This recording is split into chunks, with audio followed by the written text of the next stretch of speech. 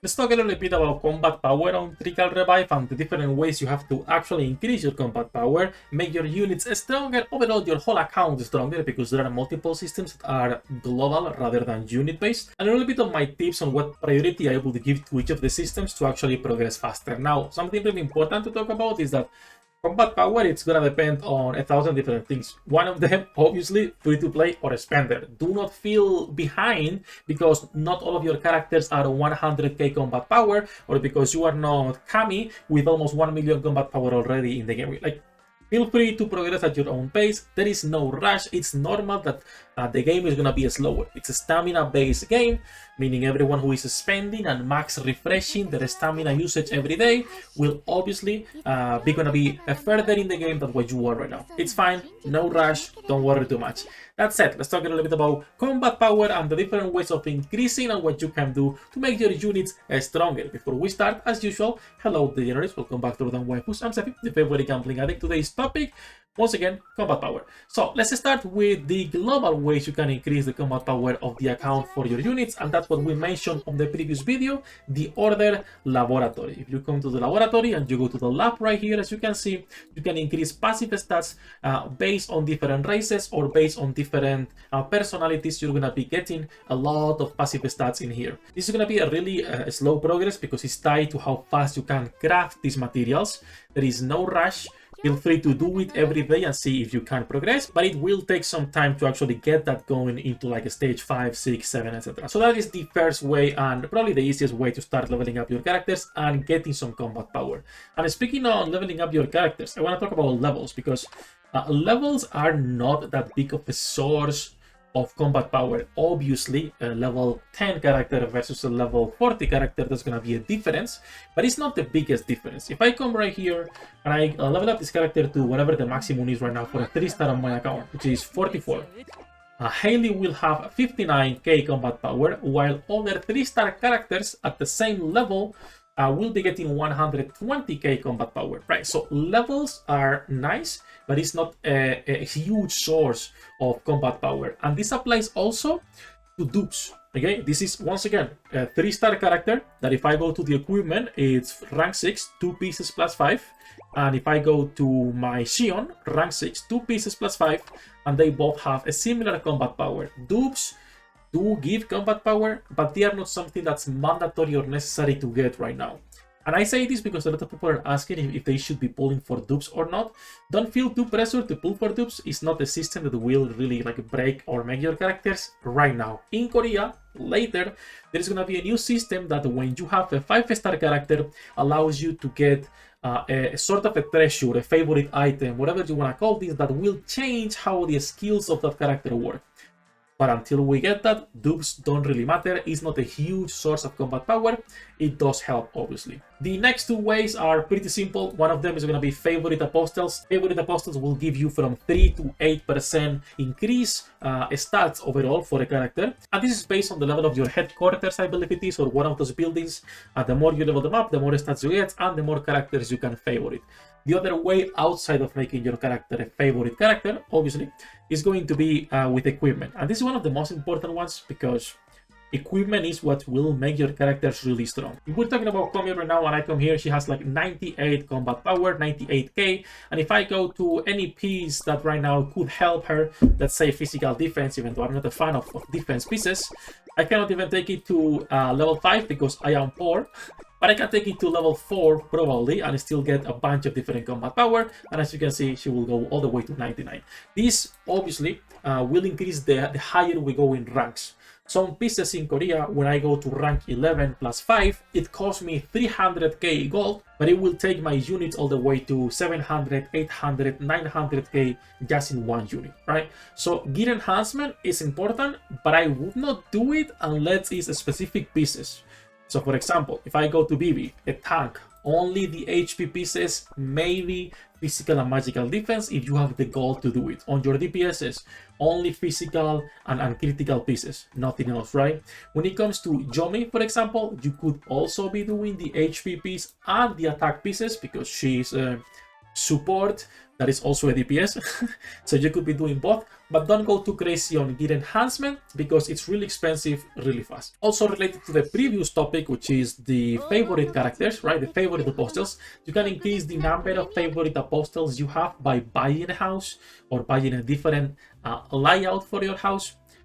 This is kind of expensive. If you don't mind spending gems on this, it's actually worth it. Also because the maid crepe to clean everything in one go. But again, 5,000 gems is expensive. That's almost 5 multis, right?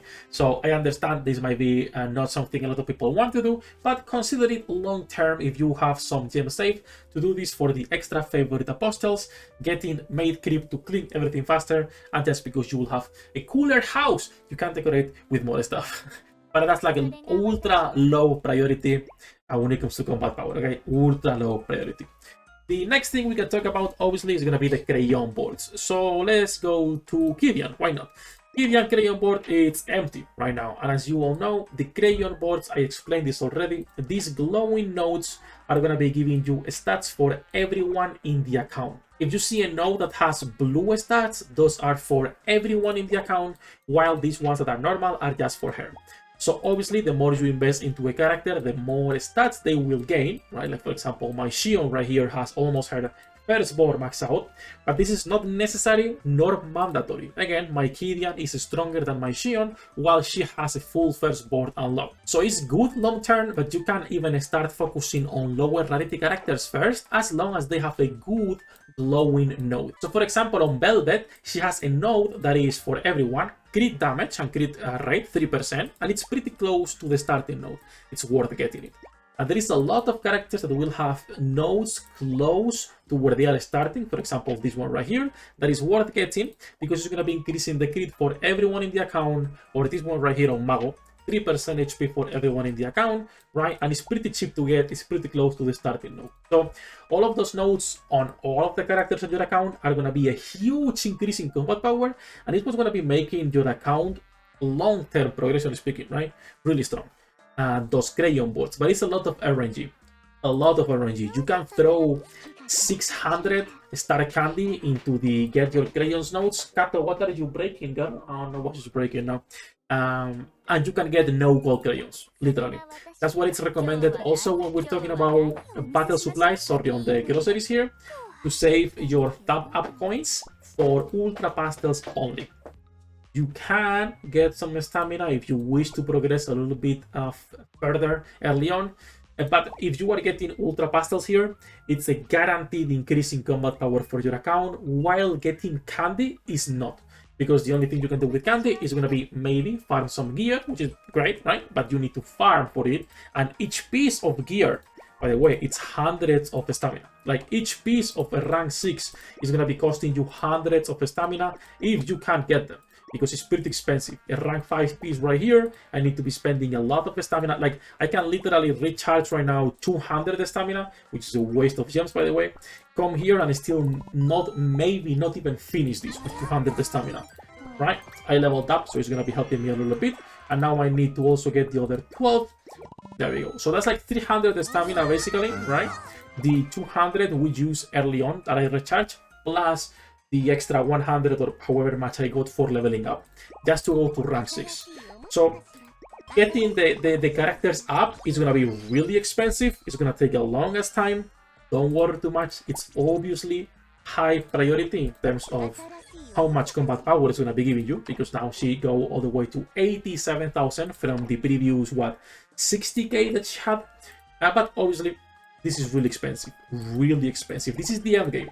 You will be building characters end game long term, so don't be on a rush for this. Also important for the equipment, because some people are afraid of leveling up characters they are not gonna use long term. It's fine.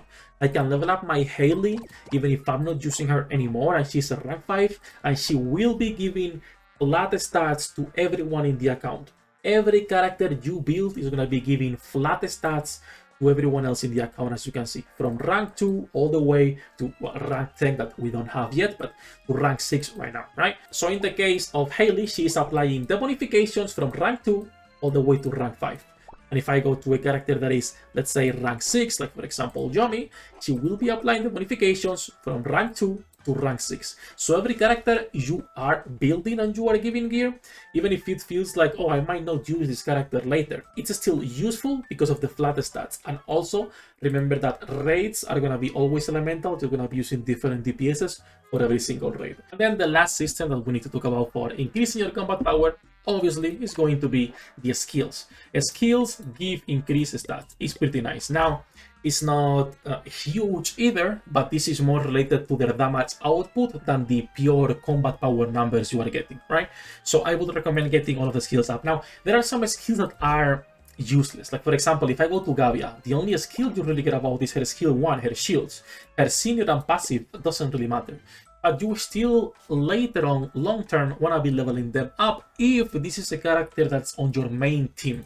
There are a lot of characters that will have useless skill, but they are still nice to level up just because the combat power that is going to be giving them. Combat power padding, if you will, right? For example, even on Posher, I don't really care about her other skills, right? Her passive and her senior skill, but I will be taking them to level 7 just for the extra combat power that it gives me. This is, once again, something long-term to do. Most of these systems are something to work long-term. I will focus early on characters you like. And then from there, you can see which ones are going to be more meta, more use, less use, and worry more about that. But early on, get a few girls you like and start investing in all of those systems little by little. Once again, don't feel behind because your characters are not 100k combat power day one, right? It will take time. Don't follow my example and spend money on the game just because you want to progress faster. There is no rush. This is something you're going to be working towards long term rather than something you get done in a day or two. And there is plenty of characters to actually be building long term. So it's not like you will ever run out of something to grind. That's it, enough jumping. We are live every single day. Any questions you guys might have or anything I might have missed or passive stats, leave a comment down below. As usual, good luck with your pool, the rates. I'll see you in the next one.